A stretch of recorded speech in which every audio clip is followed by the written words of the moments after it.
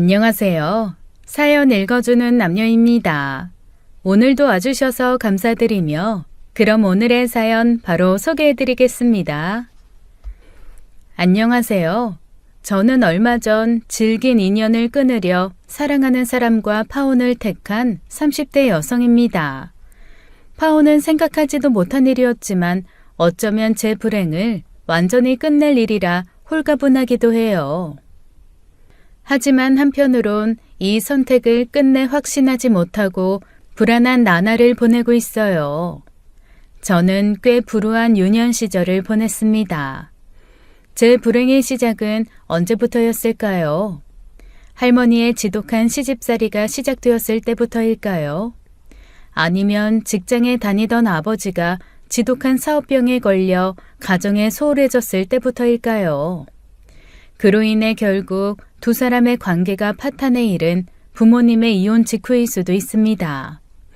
하지만 저는 제 불행이 시작된 그날은 그 여자를 만난 날이라고 확신할 수 있어요. 친엄마는 제가 돌을 막 넘겼을 때 아버지와 이혼했습니다. 아버지는 가정적이지도 않고 저에게 큰 관심이 있는 것도 아니었어요. 그런데도 엄마에게 양육권을 내어주지 않았고 친엄마는 미련 없이 그렇게 제게 등을 보이고 가버렸죠. 그리고 30이 된 지금까지도 소식을 알 수 없어요. 그래서 저는 할머니의 손에서 방목과 방임, 그 모호한 경계에 서서 자랐습니다. 제멋대로 늘어나 발목에서 흘러내리는 양말이나 누런 얼룩이 빠지지 않은 옷을 입은 아이를 떠올릴 수 있나요? 그 아이는 아무렇게나 묶여 삐죽삐죽 튀어나온 머리카락을 가지고 있죠. 게다가 손톱 밑으로 낀 까만 때, 제때 치료받지 못해 썩은 치아, 그런 것들이 늘 따라다녔어요. 그렇다고 할머니가 저를 아무렇게나 방치한 것은 아니었습니다. 그저 옛날 사람이라서 그 세대의 부모와는 보살핌의 형태가 조금 달랐던 것뿐이었죠. 누런 얼룩이 빠지지 않고 목이 늘어나 늘 흘러내리는 양말이었지만 할머니는 항상 제 옷을 전부 손으로 빨아주셨어요. 그리고 아침 저녁으로 든든히 배를 채워주셨습니다. 당시에 아빠의 사업이 잘 되고 있었기 때문에 형편이 어려운 것도 아니었죠. 그래서 굶는 일이 없었고 제때 씻지 못하거나 옷을 빨지 못하는 것도 아니었습니다. 지금 생각해보면 어린 저는 사랑받는 태가 나지 않는 그런 애였던 것 같아요. 아빠는 돈이 있었지만 세심하지 못했고 할머니는 저에 대한 애정이 있었지만 꼼꼼하지 못했던 거죠. 엄마의 손길이 그립지 않았냐고 물어도 선뜻 대답하기 어려운 것이 그것을 제대로 알지 못하니 그리움도 없었습니다. 엄마가 있는 친구들이 부럽기는 했지만 원래 없던 것이라 엄마가 꼭 필요하다는 생각도 하지 않았어요. 하지만 때로 어쩔 수 없이 생각지도 못한 것으로 상처받는 일도 있었습니다. 야, 정소은, 너는 엄마도 없으면서 왜 울 때 엄마하고 울어? 그러네. 엄마 없는 사람도 울 때 엄마하고 울어? 너는 아빠밖에 없으니까 아빠하고 울어야 하는 거 아니야? 저는 그 친구들의 말을 듣고 그러고 보니 왜 나는 울 때 엄마를 부르는 거지? 하고 생각하곤 했습니다. 그때 친구들이 저를 놀리려고 하는 말은 아니었을 거예요. 저도 그 아이들도 다 어렸으니 그냥 순수한 호기심에서 비롯된 질문이었습니다. 그때도 그렇게 생각했으면서 저는 밤에 그 일이 생각나 울며 잠들었어요. 느닷없이 자다 우는 제게 할머니가 왜 그러냐고 물었을 때 저는 그저 무서운 꿈을 꿨다는 말로 그 상황을 피했죠. 그러니까 저는 그립지도 않은 대상을 저도 모르게 가끔 목 놓아 울며 찾았던 겁니다. 그래서였을까요? 아빠가 새엄마가 될 그 여자를 데리고 왔을 때 저는 그 순간 엄마가 필요하다고 생각했습니다. 엄마라고 목 놓아 울면서도 얼굴도 형체도 없는 사람을 그립다고 생각하는 건 이상했으니까요. 엄마라고 목 놓아 울 수 있는 대상이 나타났다고 생각하자 저는 그게 무척 기뻤습니다. 그게 7살 때의 일이었어요. 아직도 기억이 납니다. 그 여자의 봉긋하게 띄운 머리와 어깨 퍼프가 툭 튀어나왔던 흰색 투피스를 입고 왔었어요. 팥죽색 립스틱을 바른 입술이 부드럽게 휘어지며 만든 그 미소가 저는 퍽이나 마음에 들었습니다. 제게 손을 흔들며 안녕하고 수줍게 인사하던 새엄마의 첫인상은 설렘 그 이상이었어요. 태어나 제가 처음으로 사람을 보고 설렜던 순간은 아마 그 순간일 겁니다. 어쩌면 이 따뜻한 미소를 가진 예쁜 여자가 내 엄마가 될 수도 있겠구나 싶어 설렜죠. 빨리 친구들한테 엄마가 생겼다고, 그것도 엄청 예쁘다고 자랑하고 싶은 마음에 그날 밤부터 아빠를 많이 졸랐어요. 엄마가 생기는 것도 모자라서 그렇게 예쁜 사람이 내 엄마가 된다니. 너무 신나서 먼지가 난다고 가만히 좀 앉아있으라는 할머니의 성화에도 아랑곳하지 않고 이리저리도 뛰어다녔죠. 그게 제 지옥의 입구인 줄도 모르고 말이에요. 그 여자의 지옥에서 30이 넘도록 허우적거릴 줄 알았더라면 저는 그렇게 간절히 그 여자를 바라지 않았겠죠. 처음 만난 후 딱 한 달 뒤에 여자가 아빠와 저 그리고 할머니와 함께 살고 있는 집으로 들어왔습니다. 친엄마가 시집살이를 이혼 사유로 들어서인지 아빠가 단단히 일러두었는지 할머니는 새엄마에게 관대한 편이었어요. 그렇지 않았더라도 새엄마는 순순히 당하고 살 여자는 아니었습니다. 저는 그 여자에게 엄마라고 부르는 것이 어렵지 않았어요. 어린 저에게 그것은 정말 설레는 일이었으니까요. 그런데 제가 넉살도 좋게 엄마 엄마 하고 졸졸 따라다녔을 때 그 여자가 했던 말과 표정을 아직도 잊기 어렵습니다. 어머, 얘 좀 봐. 징그럽게. 내가 어떻게 네 엄마야. 네 엄만 따로 있어. 저는 그때 무안이라는 감정을 배웠습니다.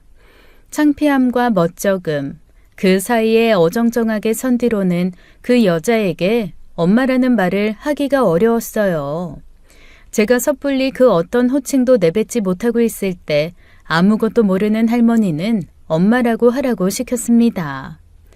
소은아, 네 이제부터 아줌마라고 부르면 안 돼. 엄마라고 해야지. 어려워도 해버릇해야 는다. 그 여자가 엄마라고 하는 것은 징그럽다고 해서 할 수가 없다는 말을 하지 못했습니다.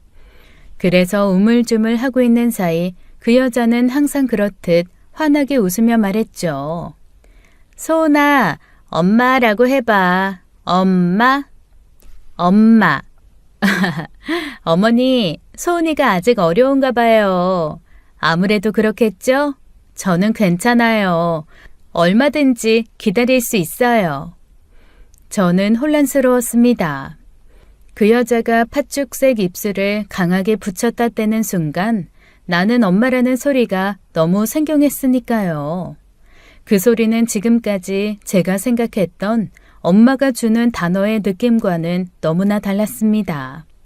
저는 그 여자에게 엄마라고 하고 싶지 않았어요. 한편으로는 무섭기도 했죠.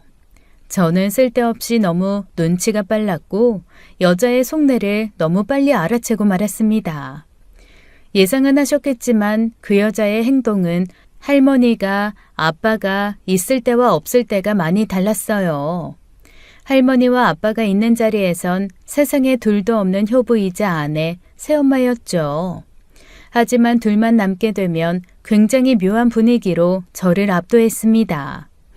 그때까지만 해도 저를 대놓고 때리거나 저에게 욕을 하는 것은 아니었어요. 그러나 저를 향한 그 여자의 말과 행동의 기저에는 확실한 무시가 깔려 있었습니다. 어린 제가 용기를 내 다가가더라도 둘만 있는 자리에서는 친절한 거절과 따뜻한 무시로 저를 종종 무안하게 했죠. 한날은 친구들이 예쁘게 머리를 묶고 오는 게 너무 부러워서 저도 머리를 따아달라고 했던 적이 있습니다. 친구들 사이에서 삐삐머리라고 불렸던 머리였죠. 저는 친구들이 삐삐머리를 할 때마다 어떻게 하면 사람의 머리를 그렇게 예쁘게 꼴 수 있는지 궁금했어요. 나도 하고 싶다 했지만 아침에 바쁜 할머니에겐 그건 말도 안 되는 요구였죠. 그래서 그 여자를 찾은 거예요. 그러자 그 여자는 마치 제가 말도 안 되는 요구라도 한다는 듯 쳐다봤죠. 제가 무리한 부탁을 한 듯이 말이에요. 뭐? 머리? 내가 무슨 미용사라도 되는 줄 아니? 저는 어렸지만 스스로는 제법 똑똑하다고 생각했어요. 그 여자가 다른 사람과 함께 있으면 어느 정도 제가 해달라는 것은 해준다는 것을 알았으니까요. 그래서 다음 날 아빠가 출근하기 전에 그 여자에게 다시 머리를 묶어달라고 했습니다.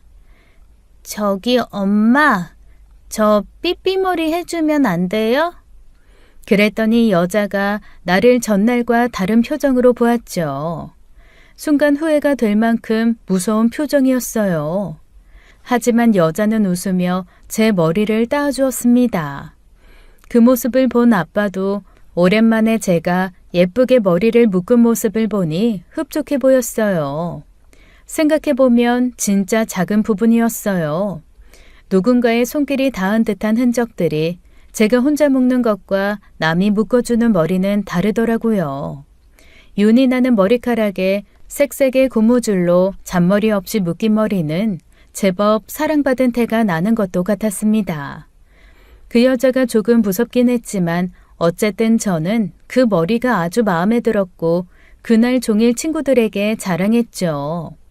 맨날 하나로 동여 묶은 머리만 보다가 양갈래로 예쁘게 따 묶은 삐삐머리를 하니 반응이 참 좋았어요. 친구들은 자기도 해본 머리면서 내일 자기도 머리를 따오겠다고 난리였죠.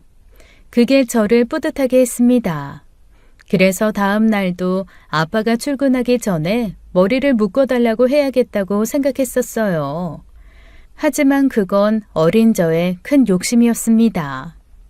학교가 끝나고 집에 돌아가자 그 여자가 저를 데리고 갈 곳이 있다고 했어요. 그건 처음 있는 일이었어요. 솔직히 조금 무서웠던 것 같습니다. 공식적으로 엄마라는 사람과 단둘이 외출을 해본 적은 없으니 조금은 설레는 일이기도 했죠. 하지만 여자를 제대로 알지 못하는 상황이라 그게 걱정이 되기도 했어요. 그리고 저는 얼마 뒤 시내의 한 미장원에 앉게 되었습니다. 저는 어리둥절한 얼굴로 앉아 있었어요. 미장원에 가고 싶다고 한 적도 없고 아직 머리카락을 자를 때도 되지 않았으니까요. 혹시 내가 너무 하고 싶었지만 아빠도 할머니도 절대 못하게 했던 파마를 하게 해주려나 어리석게도 그런 희망을 가지고 있었습니다. 하지만 그 여자는 마치 제 바람을 잘 알고 있다는 듯이 다가와 손을 뻗었어요. 그 여자의 차가운 손가락이 딱 제 귀 밑을 짚었습니다. 그리고 미용사를 향해 말했죠. 여기, 딱 여기까지 잘라주시면 돼요. 여자의 손길이 제 귓불에 닿는 순간 온몸에 돋았던 소름 끼치는 감각이 저는 여전히 생경합니다. 저는 긴 머리를 좋아했어요. 할머니가 귀신처럼 풀어헤치고 다니는 걸 싫어해서 잘릴까봐 항상 머리를 묶고 다녔거든요. 그런데 저에게 허락은커녕 말도 없이 미용실에 데리고 와서는 허리까지 오던 머리카락을 죄다 잘라버린 겁니다. 그때는 그 머리를 몽실 언니 머리라고 했어요. 흔한 스타일이었지만 긴 머리를 좋아하던 저에겐 용납이 안 되는 머리였습니다. 자를 때부터도 훌쩍거렸어요. 집으로 돌아가는 길에 그 여자는 전에 없이 엄포를 놓았습니다. 아빠랑 할머니한테는 너도 자르고 싶었다고 해. 알겠어? 대답 안 해? 세상 다 망한 얼굴로 울면서 그렇게 말하면 너네 아빠랑 할머니가 믿겠니? 가서 방긋방긋 웃으렴. 대머리 되기 싫으면. 제가 울음을 그치지 않으니 조금 초조했는지도 모릅니다. 그게 그 여자가 한 최초의 협박이었어요. 친절한 무시와 따스한 무안은 더 이상 없다는 듯이 노골적이고 비열한 협박이었죠. 저는 너무 무서웠습니다. 그 여자 말을 듣지 않으면 정말 대머리가 될 것 같았으니까요. 저는 이미 머릿속에 대머리로 학교에 가서 친구들에게 놀림을 받는 상상을 하며 두려워했습니다. 하지만 어린 마음에 눈물이 나오는 걸 멈출 수가 없었어요. 집에 곧장 들어가서 방 안에 틀어박혀 이불을 머리 끝까지 쓰고 소리 없이 울었습니다. 밥도 먹지 않고 울기만 하며 속상해하자 할머니는 왜 애머리를 그렇게 잘랐느냐고 타박 아닌 타박을 했어요. 그러자 그 여자는 기다렸다는 듯이 말했죠. 어머니, 글쎄 소은이 머리에 이가 있더라고요.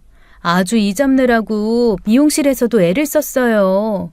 긴 머리가 아무래도 관리하기 힘드니까 짧은 머리가 낫다고 해서 어쩔 수 없었어요. 할머니는 밭일을 하시고 종종 시장에 그것을 내다 팔러 나갔습니다. 그 여자는 주로 집안일을 도맡았지만 하는 일은 거의 없었어요. 제가 초등학교에 다닐 때만 해도 집에 청소기가 없어서 온 방안을 직접 비지를 해야 했죠. 할머니가 없는 날이면 그것은 제 몫이었습니다. 제가 나이를 먹어가는 건 좋은 이유가 하나도 없었어요. 힘이 생기면 그만큼 해야 하는 집안일이 많아졌으니까요. 제가 빨래를 개고 빗질하거나 설거지하는 동안 그 여자는 오랫동안 전화기를 붙잡고 수다를 떨었습니다. 피아노 학원이나 친구들이 다니는 속셈학원에 다니면서 집에 있는 시간을 줄이고 싶었어요. 하지만 그마저도 저에게는 허락되지 않았죠. 아빠가 대학을 나온 그 여자가 직접 저를 가르치며 돈을 아끼겠다는 말에 홀라당 넘어간 탓이죠. 하지만 그 여자는 단 한 번도 제게 공부를 가르쳐 준 적이 없었습니다.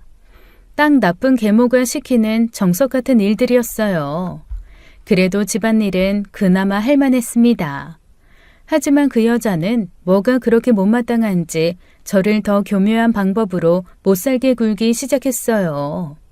할머니 지갑에서 돈을 훔치고 저에게 누명을 씌우는 일은 양반이었죠.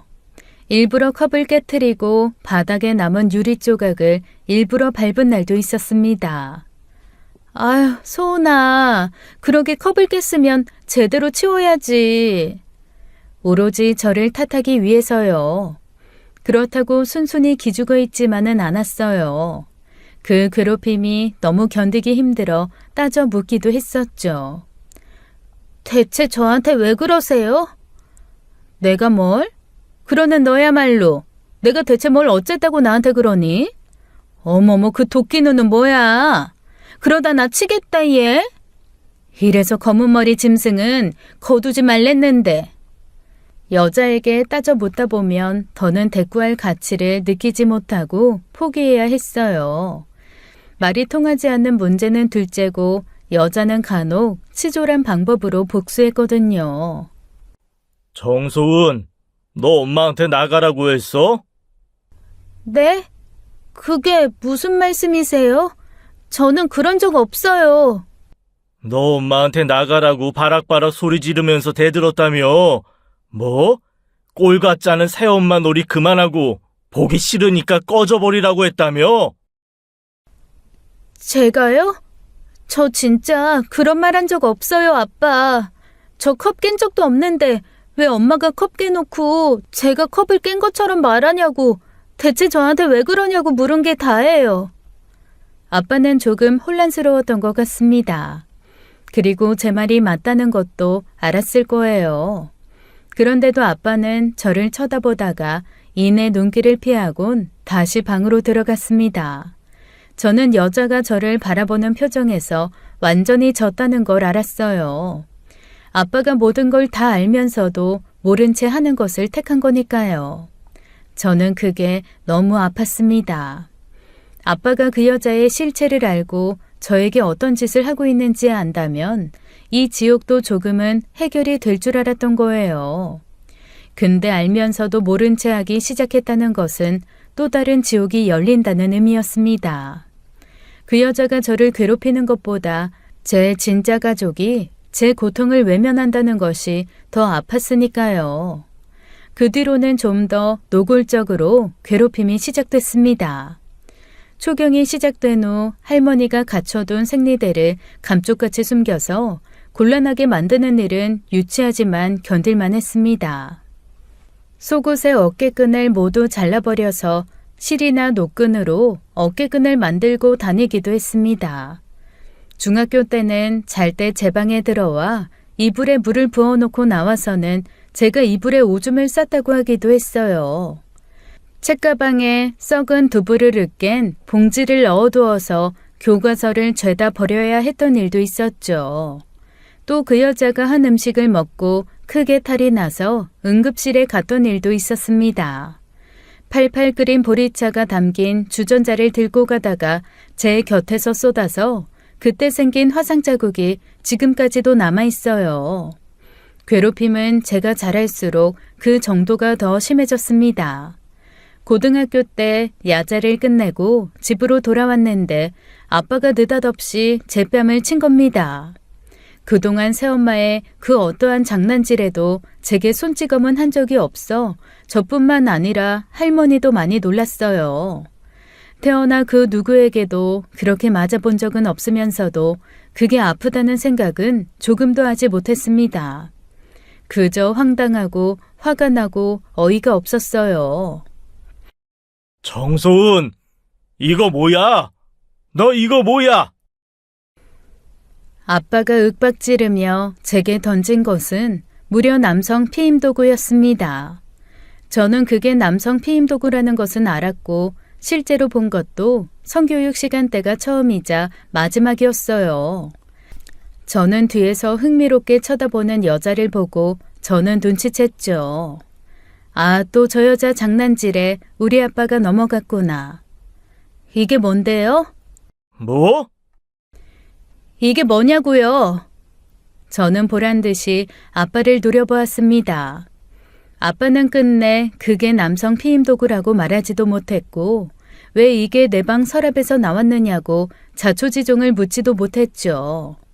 제 태도에 아빠도 확신을 잃었으니까요.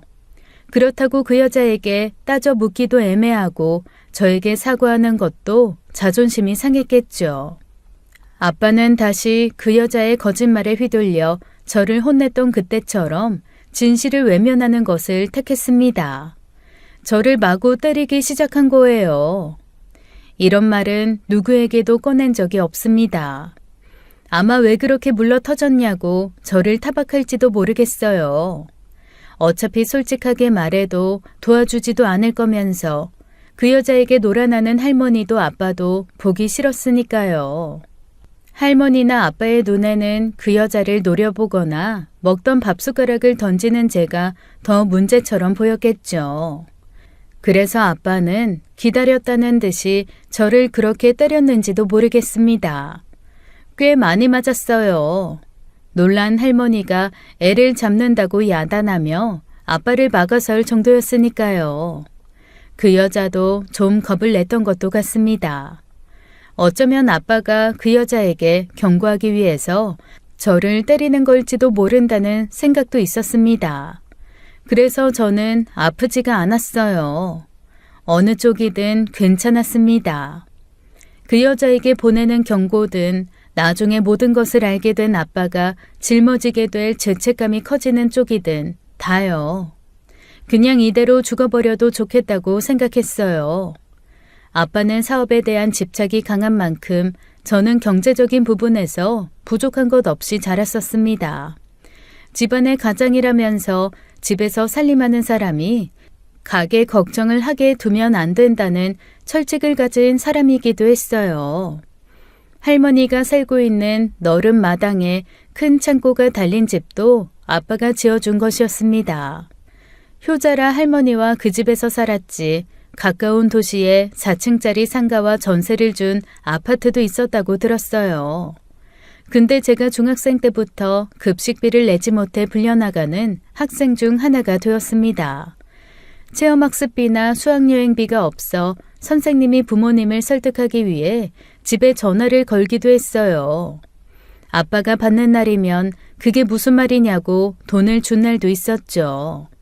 그러나 그 여자가 받는 날이면 저는 그날 체험학습 대신 학교에 남아 자습을 하는 아이 중 하나였어요. 말했듯이 아빠는 방관자였습니다. 수학여행비와 가서 쓸 용돈을 따로 챙겨주면서 아빠는 제 눈도 제대로 마주치지 못하고 말했죠. 학교에서 돈이 필요한 일 있으면 아빠한테 말해라. 아빠도 그제야 알았겠죠. 그 여자한테 말하면 저에게 필요한 돈이 제대로 들어가지 않는다는 것을요. 하지만 저는 말하지 않았습니다. 그냥 그 여자가 하는 대로 내버려 두었어요. 아빠한테도 실망이 컸으니까요. 못 가면 못 가는 대로 그냥 그렇게 살았습니다. 고등학교 때부터는 일부러 야자를 빼고 주말을 끼고 만화방 아르바이트를 했어요. 제가 할 수 있는 일이 많지 않아 학교와 멀지 않은 만화방에서 야자 시간이 끝날 때까지 일을 했습니다. 여간에선 야자를 빼주지 않는 담임 선생님한테는 솔직하게 말했어요. 새엄마가 돈을 안 줘서 급식비를 내려면 아르바이트를 해야 한다고요. 담임 선생님은 복잡한 가정사에 끼기 싫기도 하고 제가 가엾기도 해서인지 수월하게 아르바이트를 빼주곤 했습니다. 그렇게 영영 끝나지 않을 것만 같았던 지옥이 무너지기 시작한 것은 고등학교 2학년이 된 후 어느 날이었습니다. 사업의 상황이 좋지 않아 재산을 처분해 해결하려던 아빠는 자기 앞으로 된 재산이 거의 없다는 것을 알게 되었어요.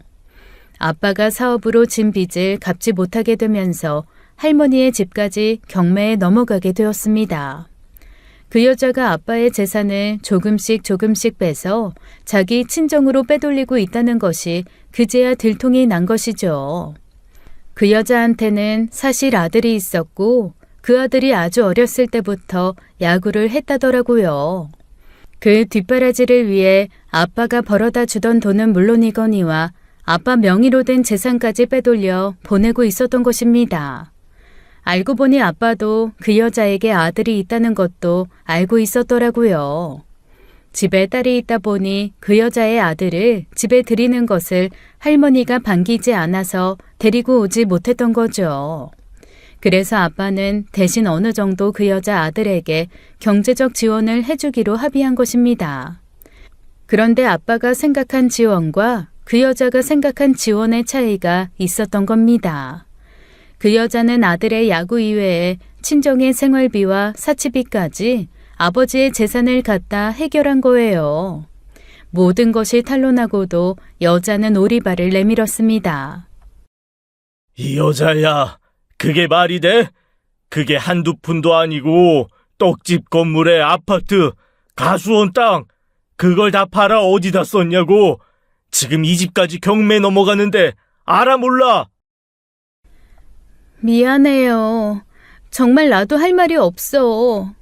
당신 사업이 그렇게 갑자기 문제가 생길지 모르고 아빠가 몇 년 전부터 허리를 다쳐서 일도 못 하시게 돼서 친정 생활비도 막막한데 그렇다고 엄마가 일을 하자니 엄마는 천식이 심해서 일하는 건 꿈도 못 꾸는 상황이고 게다가 내가 그래도 자식 버리고 재혼해서 남의 자식 키우는 엄마로서 자식한테 면 좀 세우고 싶어서 그래서 당신 돈에 손댄 거예요.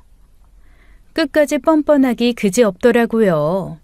아빠 몰래 그렇게 어마어마한 일을 저질러 놓고 눈물 하나로 끝내려고 하다니요. 대학만 가면 이 지옥 같은 집에서 벗어날 수 있겠다고 생각했던 저에게 가난한 집은 또 다른 불행의 시작이었습니다. 하지만 그 여자가 이 집에서 나간다면 생각보다 그 지옥이 견딜만도 하겠다는 생각이 들었어요. 애초에 제 불행은 그 여자에서 비롯된 것이니까요. 그 여자가 집을 나가던 날 나는 보지 못했습니다. 제가 학교에 있었을 때 나갔어요. 집에 돌아온 저는 처음으로 숨을 쉰다는 것을 느꼈습니다. 폐 깊숙이 깨끗한 공기가 막힘없이 드나든다는 느낌 아시나요? 너무 후련했어요. 그리고 눈물이 났습니다. 그래서 베개에 얼굴을 파묻고 정말 오래도록 울었습니다. 아빠랑 할머니는 다른 이유 때문에 울었겠지만 저는 지옥이 끝났다고 생각하니 더없이 좋았어요. 집이 망했다는데도 그런 건 하나도 개의치 않았습니다. 이미 저는 망한 집에서 살고 있었던 거나 다름없었으니까요. 진짜 급식비를 내지 못하고 수학여행을 가지 못하게 된 순간이 왔는데도 정말 아무렇지도 않았습니다. 아빠가 죄인처럼 밤새 소주병을 기울이다 며칠 뒤 처음으로 막노동을 해봤다고 자랑스레 수학여행비를 줬어요. 자업자득이다, 아빠가 미련한 탓이다 그런 말을 하고 싶었는데 저는 그냥 눈물만 나왔습니다. 아빠는 제 등을 토닥이다가 코를 훌쩍이고는 방 안으로 들어가 버렸어요. 고통을 받았던 시간치고는 꽤 담백한 위로이긴 했지만 저는 그저 다 끝났다는 것만으로도 진정 위로가 되었습니다. 그래도 그 뒤부터는 살만했어요. 가난은 제 지옥이 되지 못했어요. 학자금 대출을 받아 대학에 다니고 대학을 다니면서도 과외와 아르바이트를 틈틈이 해서 생활비를 벌었습니다. 그즈음 아빠 사업도 다시 일어서게 되어서 형편이 많이 좋아졌어요. 대학 졸업 후에는 어학 연수까지 다녀올 만큼 집이 다시 건재해졌습니다. 그 여자의 영향으로 스스로를 많이 괴롭혔던 저는 과거에서 벗어나기 위해 많은 노력을 했어요. 이름부터 바꿨습니다. 친구들이 소은아 또는 정소은이라고 부를 때마다 그 여자가 끈질기게 저를 불렀던 기억이 되살아났으니까요.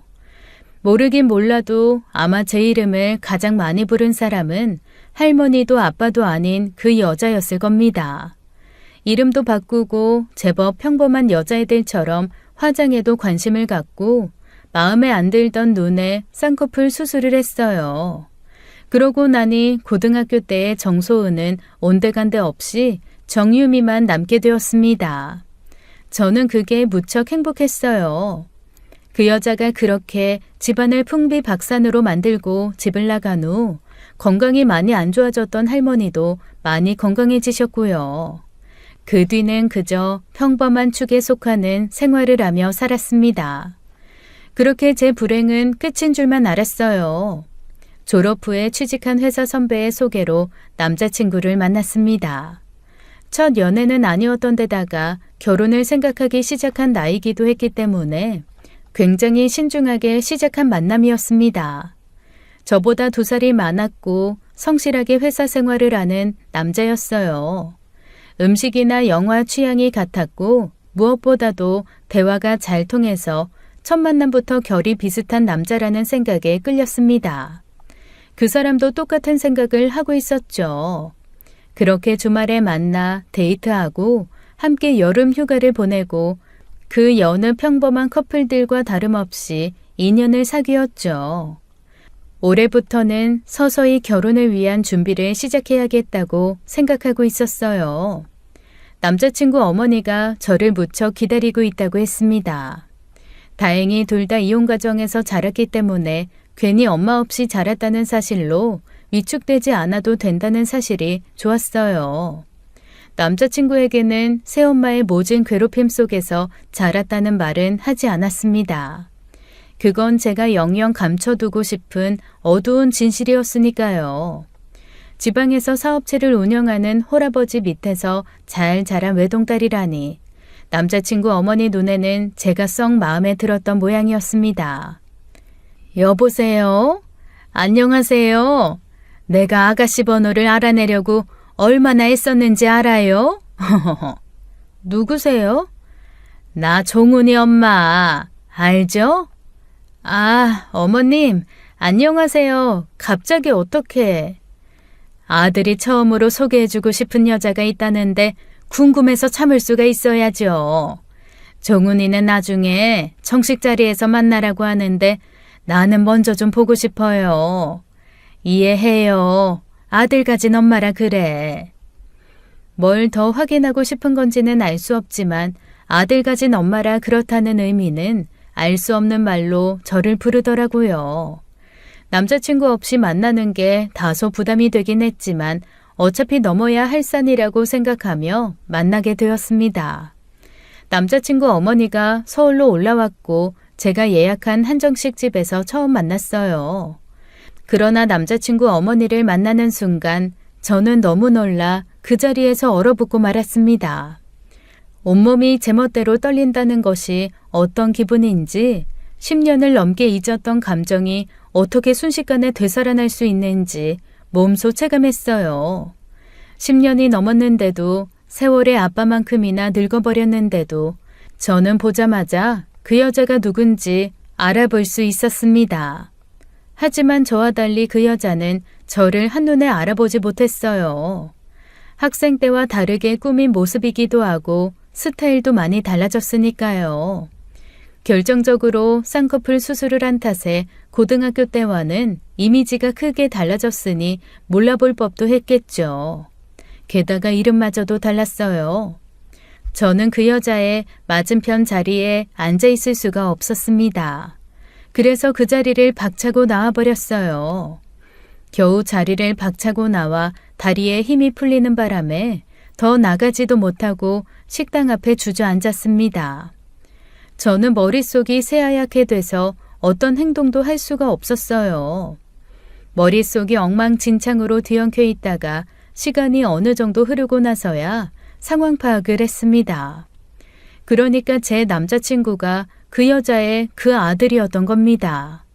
알고 보니 남자친구는 아버지가 일군 그 재산으로 재능도 없는 야구를 떠밀려 하다가 결국 포기했던 거예요. 군대에 다녀온 이후 재수를 해서 대학을 간 것이었습니다. 제가 학자금 대출을 받고 생활비를 벌기 위해 힘들게 돈을 벌어야 했을 때 남자친구는 편하게 학교를 다녔어요. 전부 아빠 지갑에서 나온 그 돈이었던 거예요. 남자친구 그 사람에 대해서는 모르겠습니다. 그 여자에 대한 감정은 너무도 명확하고 분명하지만 솔직히 말하면 너무 사랑했던 사람이에요.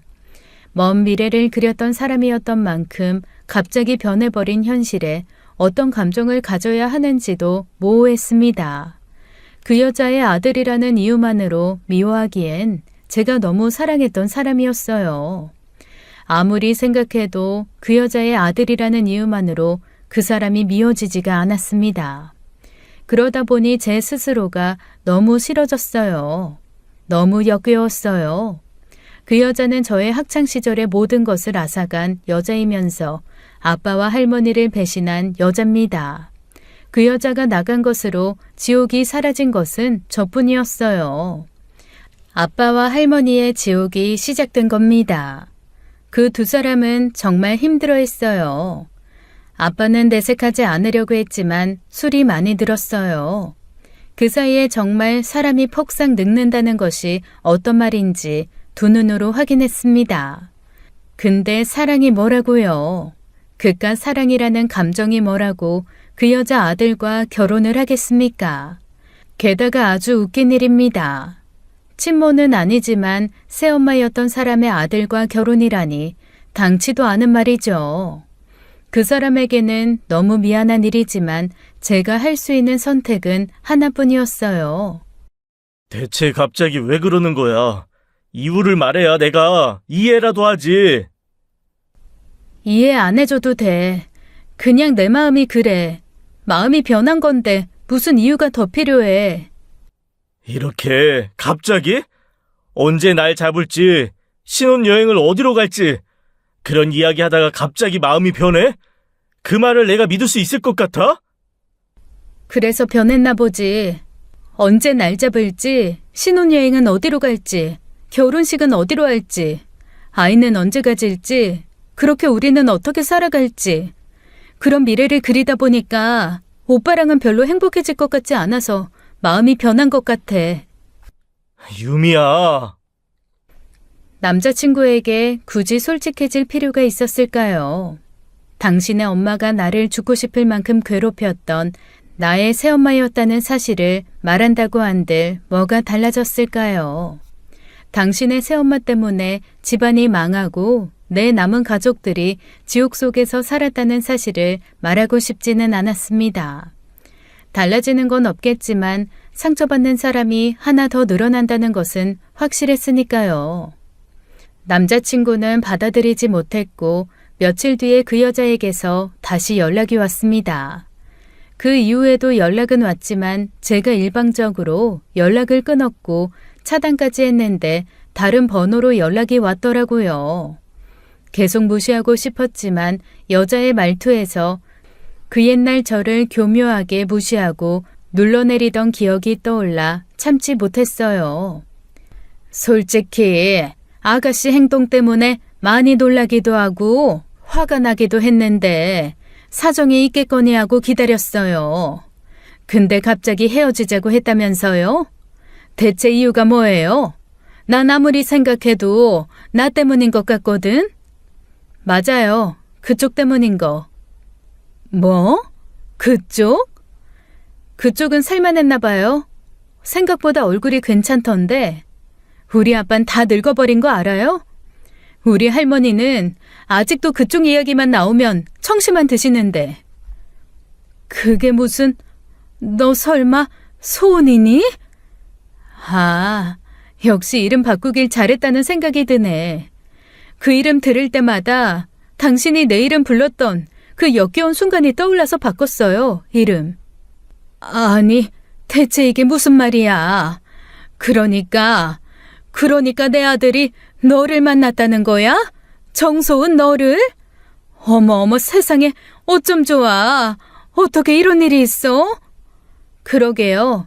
이런 역 같은 일이 또 있네요. 살다 보니. 제 대답은 충분히 답이 된 것 같으니까 연락 그만하세요. 지금도 많이 참고 있는 거니까. 잠깐. 더 할 말 있어요? 저 같으면 입이 10개라도 할 말이 없을 것 같은데? 종훈이는 아니? 이 와중에 그게 겁나는 걸 보면 아들이 아줌마한테 대단하긴 하나 보네. 남의 집 재산 털어 키울 때부터 알아봤지만요. 종훈이는 아느냔 말이야. 말 안 했어요. 할 생각도 없고 그럴 일 없길 바래요. 그러니까 저 더 건들지 마세요. 말했잖아요. 지금 많이 참고 있다고.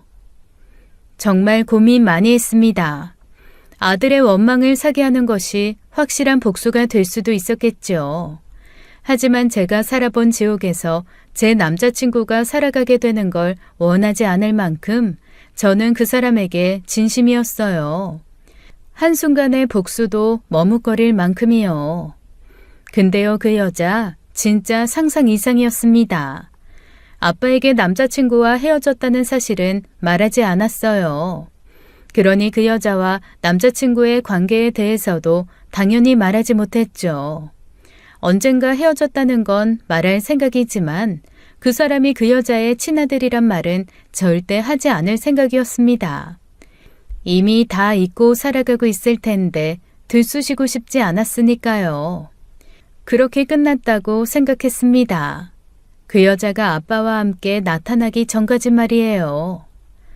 오랜만에 본가에 내려갔습니다. 그 일이 있은 후 3달쯤 지났을 거예요. 노환인 할머니의 병문안을 갔는데 아빠가 밖에서 식사하자고 하기에 아무 생각 없이 나간 자리였어요. 저는 생각지도 못하게 그 여자를 다시 만났습니다. 여자는 아빠 옆에 앉아있다가 일어서며 수줍게 웃었어요. 안녕, 소은아? 아, 맞다. 개명했다고 했지? 마치 아무것도 모른다는 얼굴로 뻔뻔하게 아빠의 옆자리를 다시 꿰고 앉아있는 겁니다. 순진한 얼굴을 하는 여자를 보니 절로 욕이 나온다는 말이 무엇인지 알 것 같았어요. 아빠는 제가 단지 놀랐다고 생각했는지 일단 앉으라고 타이르듯 말했습니다. 저는 대체 이게 어떤 기가 막힌 상황인지 머리가 돌아가지 않더라고요. 제가 그 여자를 남자친구의 엄마로 만나는 그 이상의 끔찍한 현실이 또 있을 수 있을까요? 아빠는 한 달 전 우연히 그 여자를 다시 만났다고 했습니다. 그리고 자연스레 오랜 시간으로 해묵은 감정과 오해를 정리했다고 해요. 저는 그게 그렇게 자연스럽게 사라질 수 있는 단순히 해묵은 감정과 오해였을 뿐이었다는 것이 놀라웠죠. 그래서 다시 한번 만나보려고 한다고 마치 제게 허락을 구하듯 조심스레 말하는 것이었습니다. 그래서 이 여자랑 다시 살겠다고? 그러니까 소은이 너도 이제 다 컸고. 그게 무슨 상관인데? 아빠는 난처한 듯 저와 그 여자를 번갈아 보며 바라보더니 입을 다물어 버렸습니다. 할 말도 없었겠죠. 저는 그 여자를 노려보기만 했습니다. 이 자리에서 내가 인연을 만나 사귀고 결혼을 생각했던 남자의 엄마가 저 여자다. 그 말을 해야 하나 수도 없이 고민했죠. 대체 그 여자는 무슨 생각으로 이런 자리를 만들었을까? 그때처럼 또 발뺌만 할 생각인가?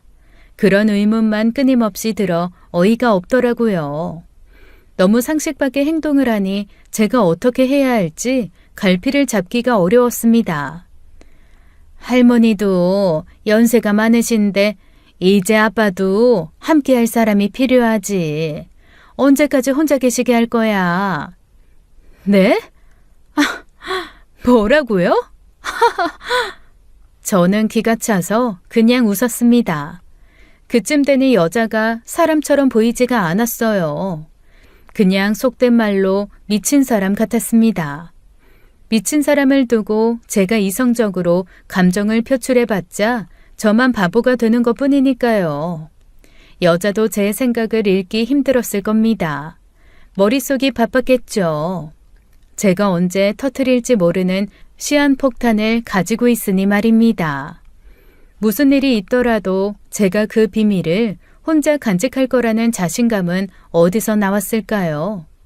여자의 생각은 뻔했습니다. 남자친구를 통해 우리 집 사정을 어느 정도 꿰고 있었을 겁니다. 좁은 지역 사회라 사실 아빠의 사업체가 어떻게 일어났는지 알아내려고 마음만 먹으면야 알아낼 수도 있었겠죠. 그게 어떻게 이 타이밍이 될 수 있는지는 모르겠지만요. 어따 대고 우리 할머니를 들먹여? 삐딱한 목소리가 나온 것을 보고 아빠는 그 여자 눈치를 살폈습니다. 저를 아직도 사춘기가 온 고등학교 딸을 대하듯 제 행동을 나무라고 싶었던 거겠죠.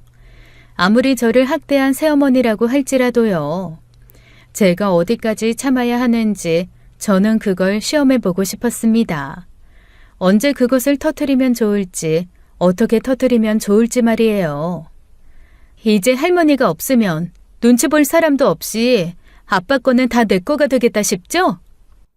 정소은.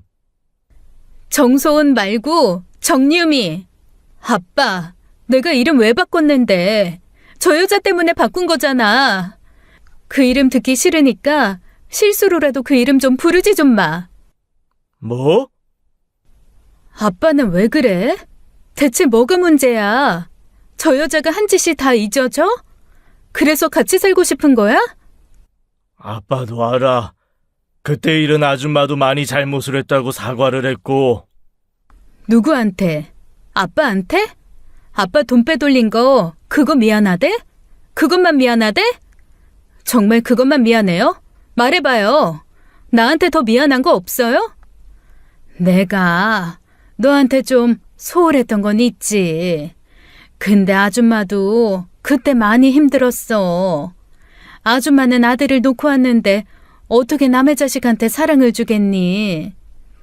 내가 사랑을 달랬어요? 날 사랑해달라고 했어요?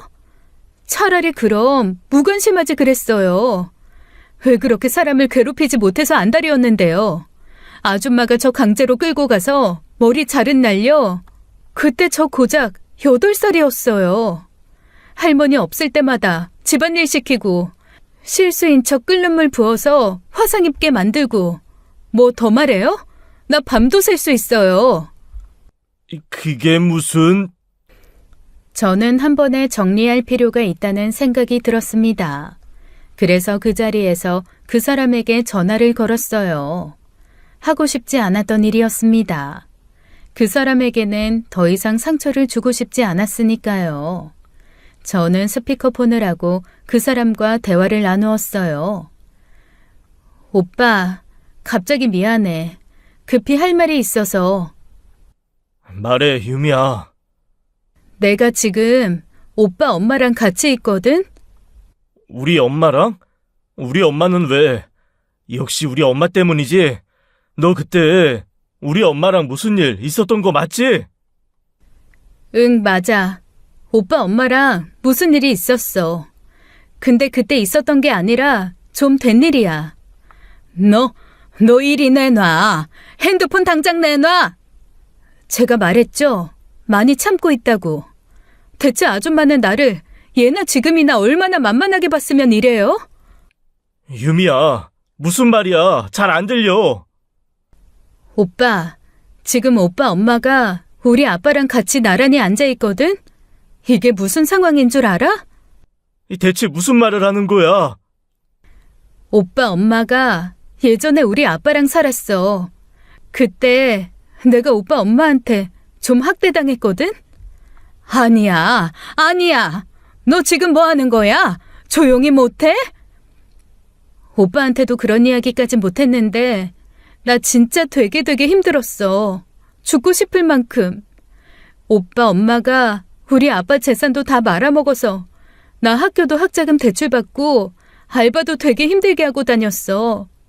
근데 오빠 엄마가 빼돌린 우리 아빠 돈으로 대출 한 번 안 받고 편하게 다녔다면서? 야! 나는 이 여자가 내 이름 부르는 게 너무 끔찍해서 그 이름 부를 때마다 그 여자가 생각나서 이름까지 바꿨잖아. 근데 오빠, 그 여자가 오빠 엄마라면서 나타나더라? 근데 나는 그때도 참았어. 오빠 상처받을까봐. 아빠한테 말도 못했어. 말 꺼내면 괜히 괴로운 기억을 떠올리게 할까봐. 유미야, 너 지금 그게 사실이야? 나도 거짓말이었으면 좋겠어. 오빠 엄마가 날 왜 찾아온 줄 알아? 우리 아빠랑 다시 살겠대. 눈물이 나올 줄 알았는데 의외로 태연했습니다. 당황한 기색이 역력한 그 여자가 그 자리에서 뭘 어떻게 했을까요? 아빠는 아무 말도 못했습니다. 제가 하는 말이 대체 무슨 말이냐는 듯이 여전히 전혀 이해가 안 가는 얼굴로 저와 그 여자를 바라보았어요. 그리고 제 휴대전화를 향해서 무섭게 묻더라고요. 너 이름이 뭐야? 남자친구는 대답하지 못했습니다. 자신의 이름이 모든 상황을 정리할 것이라는 것을 알았으니까요. 너 이름이 뭐냐고? 김종훈입니다. 아빠는 그 사람의 이름을 듣자마자 벌떡 일어나서 여자를 향해 손을 치켜들었습니다. 자신과 살던 여자의 아들 이름 정도는 알고 있었겠죠. 당장이라도 후려치고 싶었지만 차마 그럴 수 없었나 보더라고요. 애꿎은 물잔만 벽으로 집어 던지고는 밖으로 나가버리셨습니다. 잔뜩 겁을 먹은 여자를 보니 저는 너무 한심해서 견딜 수가 없었어요. 너 이렇게까지 해야 했니? 종훈이한테 말 안 하기로 한 거 아니었어? 제가 말 안 한다고 해서 우리 아빠랑 다시 살아보려고 했던 거예요? 대체 어떤 개념을 가진 사람이면 그런 생각을 해요? 종훈 오빠한테 말하게 한 건 결국 아줌마 탓이에요. 어딜 뻔뻔하게 다시 우리 아빠를 노려요? 꽃뱀도 아니고. 꽃뱀? 너 어떻게 나한테 그런 말을? 더 하고 싶은 거 오빠 엄마라서 참는 거예요.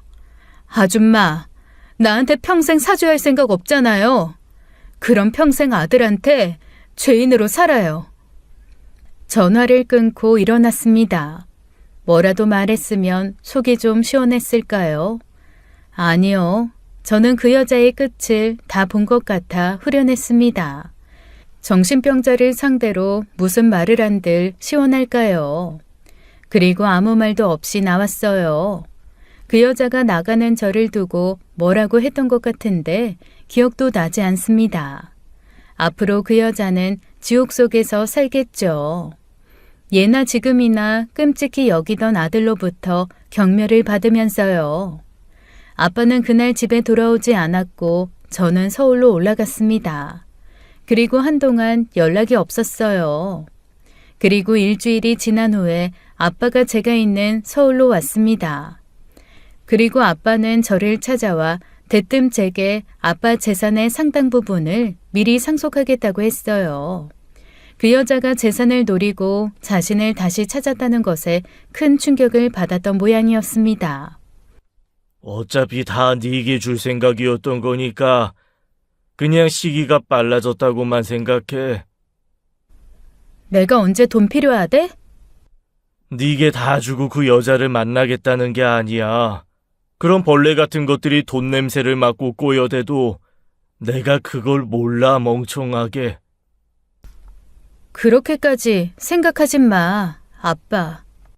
내가 멍청해서 벌어진 일이다. 멍청해서. 어떤 목적으로 다가오는 줄도 모르고 그런 여자한테 내 가족을 맡겼으니 나는 가장의 자격이 없는 사람이다. 다 지난 일이잖아요. 2번 실수할 뻔한 거 내 덕에 빠져나왔으니까 다행이라고 그냥 잊어버려요. 그리고 미안하다. 아빠가 알면서도 모른 척하고 알아야 했는데 몰랐던 것도 다 미안하다. 그렇게 끝난 줄만 알았는데 끝을 내기엔 아직 시간이 더 필요한 모양입니다. 그 사람에게서 연락이 왔어요. 딱 한 번만 만나달라고요. 마지막으로 딱 한 번만 만나서 이야기 좀 해보고 싶다는 간절한 청을 저는 끝끝내 외면했습니다. 그러자 제 회사까지 찾아온 거예요. 그것도 근무 시간에. 꼭 하고 싶은 말이 있으니 끝날 때까지 기다리겠다고 했습니다. 그래서 별 수 없이 만났어요. 그 남자를 보자마자 10여 년 전에 딱 우리 아빠가 생각났습니다. 그 여자가 만들어 놓은 쑥대밭에 덩그러니 남아 순식간에 폭삭 늙어버린 우리 아빠 얼굴을 그 사람에게서 봤어요. 많이 야위고 수척해진 얼굴로 수염도 제대로 깎지 못했더라고요.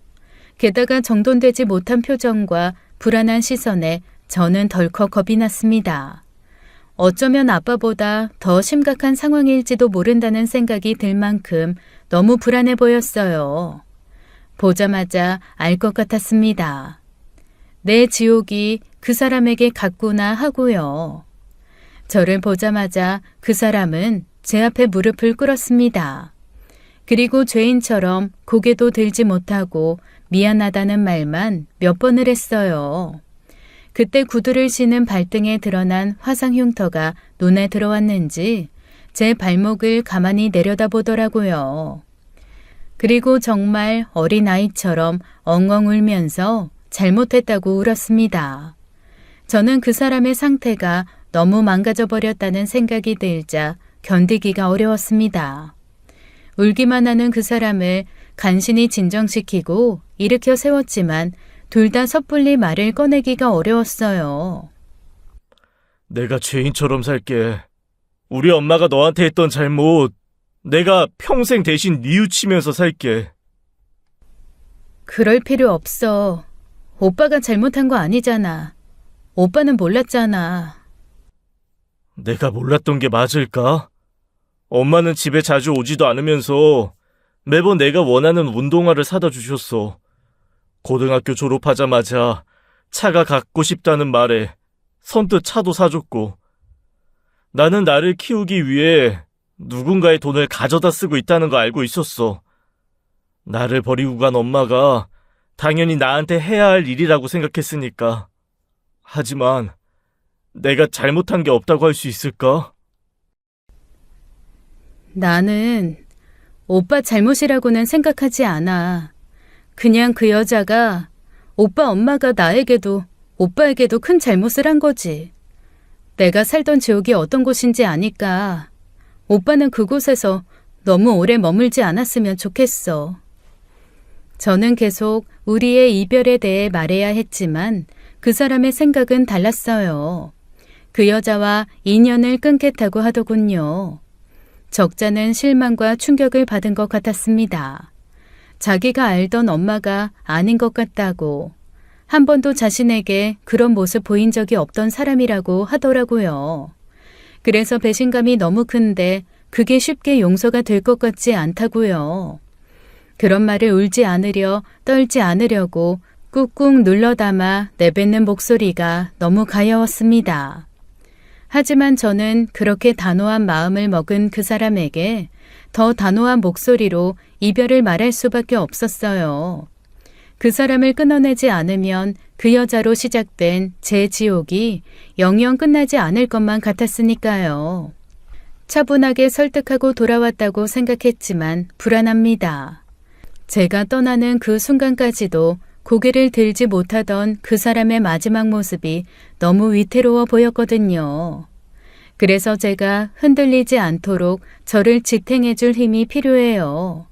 많은 분이 확신과 함께 제 선택이 옳다고 절대 흔들리지 말라고 응원을 해주셨으면 좋겠습니다. 다시 전 남자친구의 손을 잡는 순간 그 시간이 도돌이표처럼 되돌아올 것만 같은 생각이 꿈에 나타나 잠도 제대로 자지 못하고 있어요. 끝날 듯 끝나지 않는 이 질기나견을 끊어내기 위해서 힘을 주시길 익명을 빌어 부탁드립니다.